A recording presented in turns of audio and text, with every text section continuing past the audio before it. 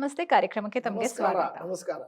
Okay sir, ಮೊದಲಿಗೆ ಈ financially ನಾವು ಸಕ್ಸಸ್ಫುಲ್ ಆಗಬೇಕು ಅಂದ್ರೆ, ಆರ್ಥಿಕವಾಗಿ ನಾವು ಸಮರ್ಥರಾಗಿರ್ಬೇಕು ಅಂದ್ರೆ ಒಂದಷ್ಟು ನಿಯಮಗಳು, ರೂಲ್ಸ್ ಅಂತ ಇರುತ್ತೆ. ಆ ರೂಲ್ಸ್ ಅಂತ ಬಂದಾಗ ಯಾವೆಲ್ಲ ರೂಲ್ಸ್ಗಳು ಅಪ್ಲೈ ಆಗತ್ತೆ? ಬಹಳ ಒಳ್ಳೆಯ ಪ್ರಶ್ನೆಯನ್ನು ಕೇಳಿದ್ದೀರಿ. ಪ್ರತಿಯೊಬ್ಬರೂ ಕೂಡ ನೀವು ಹೇಳಿದ ಹಾಗೆ ಆರ್ಥಿಕವಾಗಿ ಒಂದಷ್ಟು ಜ್ಞಾನವನ್ನು ಪಡೆದಿರಬೇಕು. ಕೇವಲ ನನ್ನ ವೃತ್ತಿ ಜೀವನದಲ್ಲಿ ಮಾತ್ರ ನೈಪುಣ್ಯತೆಯನ್ನು ಸಾಧಿಸಿದ್ದೇನೆ ಮತ್ತು ನನ್ನ ನಿಜ ಜೀವನದಲ್ಲಿ ಸೋಷಿಯಲ್ ಲೈಫ್ನಲ್ಲಿ ನಾನು ಚೆನ್ನಾಗಿದ್ದೇನೆ ಅಂತಂದರೆ ಸಾಕಾಗುವುದೇ ಇಲ್ಲ. ಮತ್ತು ಇತರರಿಗೆ ನನ್ನ ಆರ್ಥಿಕ ಅಭಿವೃದ್ಧಿಯನ್ನು ವಹಿಸಿಕೊಡ್ತೇನೆ ಅಂತಂದ್ರೂ ಅದು ತಪ್ಪಾಗುತ್ತೆ. ಯಾಕಂತಂದರೆ ನನ್ನ ಹಣ ಹಾಗೂ ನನ್ನ ಹೂಡಿಕೆ ಮತ್ತು ನನ್ನ ಅಭಿಪ್ರಾಯ, ನನ್ನ ಸಂಶೋಧನೆ. ಅದಕ್ಕೋಸ್ಕರ ಇವತ್ತು ನಾನು ಮಾತಾಡ್ತಿರೋ ವಿಷಯ ಹಣದ ಹೂಡಿಕೆಯಲ್ಲಿ ಪಾಲಿಸಬೇಕಾದ 9 ಉಪಯುಕ್ತ ನಿಯಮಗಳು. ನನ್ನ ಒಂದು ಕಳಕಳಿಯ ವಿನಂತಿ ಏನು ಅಂತಂದರೆ, ನಮ್ಮ ವೀಕ್ಷಕರು ನೋಟ್ಸ್ ಮಾಡಬೇಕು, ಬರ್ಕೊಳ್ಬೇಕು. ಸ್ಲೈಡ್ಗಳಲ್ಲಿ ಅದನ್ನು ವಿವರಿಸ್ತೇನೆ. ಆದಷ್ಟು ಅದನ್ನು ಮತ್ತೆ ಮತ್ತೆ ಕೇಳಿ ಜೀವನದಲ್ಲಿ ಅಳವಡಿಸ್ಕೋಬೇಕು. ಮೊದಲನೇದಾಗಿ ನಾವು ಹೇಳೋದೇನು ಅಂತಂದರೆ, ಸೇವಿಂಗ್ಸ್ ರೇಟ್. ನಮಗೆ ನಮ್ಮ ವಿದ್ಯಾಭ್ಯಾಸ ಸಂಪೂರ್ಣವಾಗುವುದು 23, ಕೆಲಸ ಸಿಕ್ಕುವುದು 24. ಬಹಳಷ್ಟು ಜನ ನಿಮ್ಮಂಥವರು ಯುವಕರು ಯುವತಿಯರು ಏನು ತಿಳ್ಕೊತಾರಂತಂದ್ರೆ, ಇದೀಗ ಕೈಯಲ್ಲಿ ಹಣ ಬರಲಿಕ್ಕೆ ಪ್ರಾರಂಭ ಆಗಿದೆ, ಬಂದ ಹಣವನ್ನೆಲ್ಲವನ್ನು ಖರ್ಚು ಮಾಡಬೇಕು, ಮುಂದಿನ ತಿಂಗಳ ಹಣವನ್ನು ಕೂಡ ಒಂದಷ್ಟು ಕ್ರೆಡಿಟ್ ಕಾರ್ಡ್ನಲ್ಲಿ ತೆಗೆದುಕೊಂಡು ಯೂಸ್ ಮಾಡ್ಕೊಂಡು ಹೋಗೋಣ, ಯಾಕಂದ್ರೆ ಇಂದು ಇದೆ ನಾಳೆ ಇಲ್ಲ. ನಾನು ಹೇಳೋದೇನು ಅಂತಂದ್ರೆ, ನಿಮ್ಮ ಆರ್ಥಿಕ ಪರಿಸ್ಥಿತಿ ಮುಂದಿನ ದಿನಗಳಲ್ಲಿ ಬಹಳ ಚೆನ್ನಾಗಿರ್ಬೇಕು ಅಂತಂದ್ರೆ ನಿಯಮ ಏನು ಅಂತಂದ್ರೆ, ನಿಮಗೆ ಬಂದ ಹಣದಲ್ಲಿ ನಿಮ್ಮ ಆದಾಯ ತೆರಿಗೆ ಕಟೋತ್ರಿಯಾದ ಮೇಲೆ ಏನು ಉಳಿದುಕೊಳ್ಳುತ್ತದೆ ಅನ್ನೋದರಲ್ಲಿ 25ರಿಂದ 30% ವರೆಗೂ ನಾವು ಉಳಿತಾಯ ಮಾಡಬೇಕಾಗುತ್ತೆ ಮೊದಲನೆಯ ತಿಂಗಳಿನಿಂದ. ಮತ್ತೆ ಇನ್ನೂ ಒಂದು ಪ್ರಶ್ನೆ ಹಾಕ್ಬೇಕಾಗ್ತದೆ. ನೀವು 45ನೇ ವಯಸ್ಸಿಗೆ 50ನೇ ವಯಸ್ಸಿಗೆ ನಿವೃತ್ತಿಯನ್ನು ಕಂಡುಕೊಳ್ಬೇಕು. ಇದು ಇವತ್ತಿನ ಯುವ ಜನಾಂಗದ ಒಂದು ದೊಡ್ಡ ಕೋರಿಕೆ. ನನಗೆ 50ಕ್ಕೆ ರಿಟೈರ್ ಆಗ್ಬೇಕು. ಆಮೇಲೆ 2 ಅಡಿಕೆ ಮರದ ಮಧ್ಯದಲ್ಲಿ ಒಂದು ಹ್ಯಾಮಕ್ ಅಂತ ಇದೆಯಲ್ಲ, ನೆಟ್ಟದು ಬರ್ತದಲ್ಲ, ಅದ್ರಲ್ಲಿ ಹಾಕೊಂಡು ಮಲ್ಕೊಂಡ್ಬಿಡ್ಬೇಕು, ಏನು ಕೆಲಸ ಮಾಡಬಾರ್ದು, ಒಂದು ಚಡ್ಡಿ ಹಾಕೊಂಡು ಓಡಾಡ್ಬೇಕು. ಕರೆಕ್ಟ್ ಆಗಿದೆ, ನಿಮ್ಮ ಅನಿಸಿಕೆ ತಪ್ಪೇನಲ್ಲ. ಆದರೆ ಆ ರೀತಿ ಏನಾದರೂ 45ನೇ ವಯಸ್ಸಿಗೆ ನಾನು ನಿವೃತ್ತಿಯನ್ನು ಕಂಡುಕೊಳ್ಬೇಕು ಅಂತಂದ್ರೆ, ನಾನು ಕೆಟ್ಟ ನ್ಯೂಸ್ ಕೊಡ್ತಾ ಇದ್ದೇನೆ. ನಿಮ್ಮ ಆದಾಯ ತೆರಿಗೆಯಿಂದ ಕಟೋತ್ರಿಯಾದ ಹಣದಲ್ಲಿ 50% ವರೆಗೂ ನೀವು ಉಳಿತಾಯ ಮಾಡಬೇಕಾಗ್ತದೆ. ಮತ್ತೆ ಇನ್ನೂ ಒಂದು, ಹಣವನ್ನು ಉಳಿತಾಯ ಮಾಡ್ಲಿಕ್ಕೆ ಆಗ್ತಾ ಇಲ್ಲ ಅಂತಂದ್ರೆ ನಿಮ್ಮ ಖರ್ಚಿನ ಬಗೆಗೆ ಗಮನ ಕೊಡಬೇಕಾಗ್ತದೆ. ಖರ್ಚನ್ನು ಸ್ವಲ್ಪ ಕಮ್ಮಿ ಮಾಡಿಕೊಂಡು ಆದಷ್ಟು ಆದಾಯವನ್ನು ಜಾಸ್ತಿ ಮಾಡ್ಕೊಂಡು ಹೋಗ್ಬೇಕಾಗ್ತದೆ. ಈಗ 2ನೆಯ ನಿಯಮಕ್ಕೆ ಬರ್ತಾ ಇದ್ದೀನಿ, ಕಾರ್ ಅಫೋರ್ಡಬಿಲಿಟಿ. ಬಹಳ ಜನ ಕಾರನ್ನು ಕೊಳ್ಳುವುದು ಬೇರೆಯವರೊಡನೆ ತಮ್ಮನ್ನು ಹೋಲಿಕೆ ಮಾಡಿಕೊಂಡು ಮತ್ತು ಒಂದಷ್ಟು ಕಾಂಪಿಟಿಷನ್ ನಿಲ್ಲಲಿಕ್ಕೆ. ಕಾರು ಬೇಕೋ ಬೇಡವೋ, ನನ್ನ ವಯಸ್ಸು ಏನು, ಮತ್ತೆ ಕೇವಲ 2 ವೀಲರಲ್ಲಿ ಮ್ಯಾನೇಜ್ ಮಾಡ್ಬೋದು, ಇಲ್ಲ ನಮ್ಮ ಪಬ್ಲಿಕ್ ವೆಹಿಕಲ್ಗಳಲ್ಲಿ ಓಡಾಡಬಹುದು, ಇಲ್ಲ ಟ್ಯಾಕ್ಸಿಗಳಲ್ಲಿ ಓಡಾಡಬಹುದು ಅಂತಂದ್ರೆ ಕಾರನ್ನು ತೆಗೆದುಕೊಳ್ಳುವುದನ್ನು ಆದಷ್ಟು ಮುಂದೂಡುವುದು ಒಳ್ಳೆಯದು.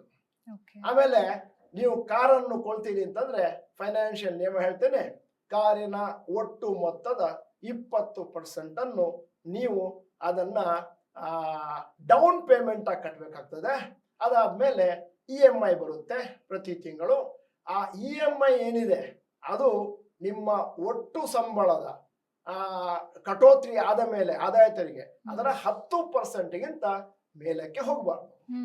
10%ಗಿಂತ ಮೇಲಕ್ಕೆ ಹೋಗುತ್ತೆ ಅಂತಂದ್ರೆ ನಾವು ಒಂದಷ್ಟು ಮುಂದಿನ ದಿನಗಳಲ್ಲಿ ತೊಂದರೆಯನ್ನು ಅನುಭವಿಸ್ಲಿಕ್ಕಾಗ್ತದೆ. 3ನೇದ್ದು ಬಹಳ ಮೊದಲಾಗಿ ತಗೋಬೇಕಾಗಿರುವಂತದ್ದು ಹೆಲ್ತ್ ಇನ್ಶೂರೆನ್ಸ್. ಅದಕ್ಕೆ ನಾನು ನಿಮ್ಮನ್ನು ಕೇಳಿದ ತಕ್ಷಣನೇ ಕೇಳಿದೆ, ಹೆಲ್ತ್ ಇನ್ಶೂರೆನ್ಸ್ ಇದೆಯಾ?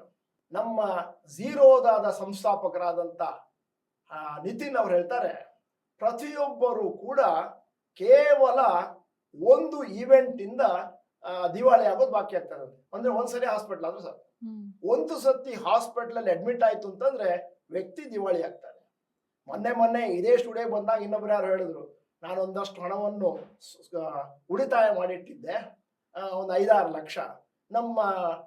ನಮ್ಮ ಶ್ರೀಮತಿಯವರಿಗೆ ಕಾಯಿಲೆ ಬಂತು, ಹಣ ಎಲ್ಲ ಹೊರಟೋಯ್ತು. ಆದ್ದರಿಂದ ಮೊದಲ ಕೆಲಸ ಹೆಲ್ತ್ ಇನ್ಶೂರೆನ್ಸ್ ಮಾಡ್ಕೊಳ್ಳುವಂತದ್ದು. ಬಹಳ ಜನ ಹೇಳ್ತಾರೆ, ಕಂಪನಿಯಲ್ಲಿ ಕೆಲಸ ಮಾಡ್ತಾ ಇದ್ದೇನೆ, ಕಂಪನಿಯಲ್ಲಿ ಇನ್ಶೂರೆನ್ಸ್ ಕೊಡ್ತಾರೆ, ತಂದೆ ತಾಯಿಗೂ ಕೊಡ್ತಾರೆ. ಸರಿ, ಬಹಳ ಒಳ್ಳೆಯದು. ಆದರೆ ನನ್ನ ಅನಿಸಿಕೆಯ ಪ್ರಕಾರ ಮತ್ತು ಅನುಭವದ ಪ್ರಕಾರ ಕಂಪನಿಯ ಇನ್ಶೂರೆನ್ಸ್ ಅನ್ನು ಪರ್ಮನೆಂಟ್ ಆಗಿ ನಂಬಲಿಕ್ಕಾಗೋದಿಲ್ಲ. ಕೆಲಸ ಚೇಂಜ್ ಮಾಡಿದಾಗ ಹೊರಟೋಗುತ್ತೆ. ನಿಮ್ಮದೇ ಆದಂತ ಇನ್ಶೂರೆನ್ಸ್ ಮಾಡಿಸ್ಕೋಬೇಕು. ಸ್ಮಾಲ್ ಅಮೌಂಟ್ ಇರಲಿ, 3-5 ಲಕ್ಷ. ನೀವು ಒಮ್ಮೆ 3-5 ಲಕ್ಷ ತಗೊಂಡ್ಮೇಲೆ ಅದಕ್ಕೊಂದು ಟಾಪ್ ಅಪ್ ಫೆಸಿಲಿಟಿ ಬರುತ್ತೆ. Super top up. ಮುಂದಿನ ದಿನಗಳಲ್ಲಿ ಅದ್ರ ಬಗ್ಗೆ ಮಾತಾಡುವಂತ ಪ್ರಯತ್ನ ಮಾಡೋಣ.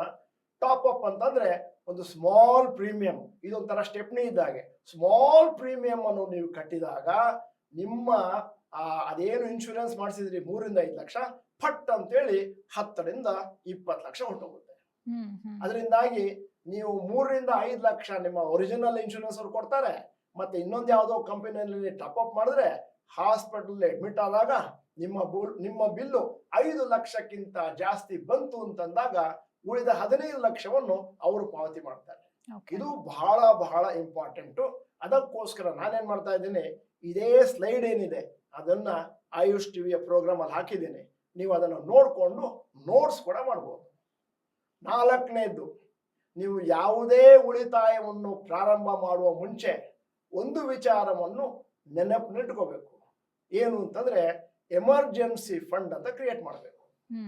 ಈ ಎಮರ್ಜೆನ್ಸಿ ಫಂಡ್ ಇರುವಂತಹದ್ದು sudden health issues, job loss, ಮತ್ತೆ ಆಕ್ಸಿಡೆಂಟ್ಸ್ ಇತ್ಯಾದಿ ಆದಾಗ. ನಾನು ನೋಡಿದ ಹಾಗೆ ಬಹಳಷ್ಟು ಯಂಗ್ಸ್ಟರ್ಸ್ ಇನ್ನು ನಾಳೆ ಇಲ್ಲ ಅನ್ನುವಂತ ತರದಲ್ಲಿ ಓಡಾಡ್ತಿರ್ತಾರೆ.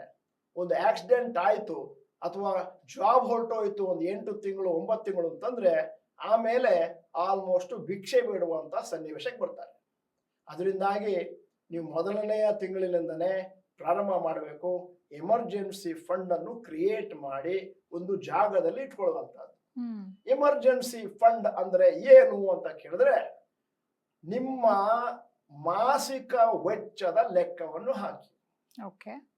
ನನಗೆ ತಿಂಗಳಿಗೆ ಅಂದಾಜು 35,000 ಖರ್ಚಿದೆ ಅಂತಾದ್ರೆ ಬಾಡಿಗೆ ಮತ್ತೆ ಎಲ್ಲವನ್ನು ಸೇರಿಸ್ಕೊಂಡು ಊಟ, ಬಾಡಿಗೆ ಮತ್ತೆ ಪೆಟ್ರೋಲು ಮತ್ತೆ ನನ್ನ ಬಟ್ಟೆ ಬರೆಗಳು ಎಲ್ಲವನ್ನು ಸೇರಿಸ್ಕೊಂಡು 35,000 ಬರುತ್ತೆ ಅಂತಂದ್ರೆ 35 × 6 ಅಂತಂದ್ರೆ 2,10,000ವನ್ನು ಇದು ನನ್ನದಲ್ಲ ಅಂತ ಯೋಚನೆ ಮಾಡಿಕೊಂಡು ಅದನ್ನು ಒಂದು ಸೇಫ್ ಆಗಿರುವ ಜಾಗದಲ್ಲಿ ಇಟ್ಟುಬಿಡಬೇಕಾಗತ್ತೆ. ಮುಂದಿನ ದಿನಗಳಲ್ಲಿ ನೀವು ಮತ್ತೆ ಮುಂದಕ್ಕೆ ಜೀವನದಲ್ಲಿ ಹೋಗ್ತಾ ಇರಬೇಕಾದ್ರೆ ಈ ಎಮರ್ಜೆನ್ಸಿ ಫಂಡ್ ಅನ್ನು 6-12 ತಿಂಗಳವರೆಗೂ ಮಾಡಬೇಕಾಗತ್ತೆ. ಆ ದುಡ್ಡನ್ನು ನೀವು ಎಲ್ಲಿಯೂ ಹೂಡಿಕೆ ಮಾಡಬಾರ್ದು. ಷೇರು ಮಾರುಕಟ್ಟೆಯಲ್ಲಾಗ್ಲಿ, ಮ್ಯೂಚುವಲ್ ಫಂಡ್ ಅಲ್ಲಾಗ್ಲಿ, ಅದನ್ನು ಕೇವಲ bank FD, liquid mutual fund ಮತ್ತು ಸೇವಿಂಗ್ಸ್ ಬ್ಯಾಂಕ್ ನಲ್ಲಿ ಮಾತ್ರ ಇಡಬಹುದು.